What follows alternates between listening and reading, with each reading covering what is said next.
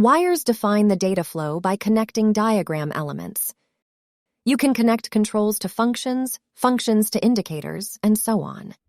Wires have different colors depending on the data type. Arrays are indicated with different thickness.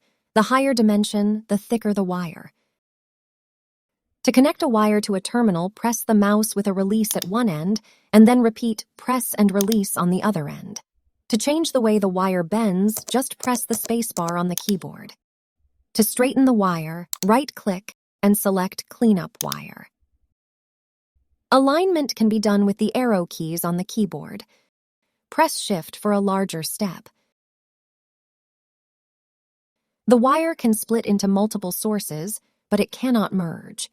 This is a symbol for a broken wire. Hover the mouse over the wire to find out why it's broken. Control-B cleans all broken wires, but be careful. The command erases every broken wire in the diagram. Press Control-Z to undo the previous action. Click once on a wire segment. Now it's selected and you can move it or delete it. Double-clicking on a wire selects it up to the junction. Clicking 3 times selects the whole thing. To swap function inputs, click on the input terminal with Control pressed. This works for most 2-input functions and for the select function. To create a constant or control right-click on the wire, it will retain the same data type. Press and hold Shift to check more than one item, then you can delete them. Right-click on a segment, and you can either name the wire or insert a function. To check the data on the wire in real time, use Probe.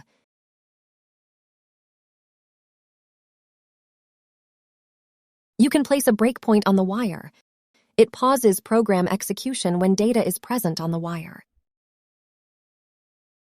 Press pause to resume program execution. And you can watch the data flow through the wire with the highlight execution.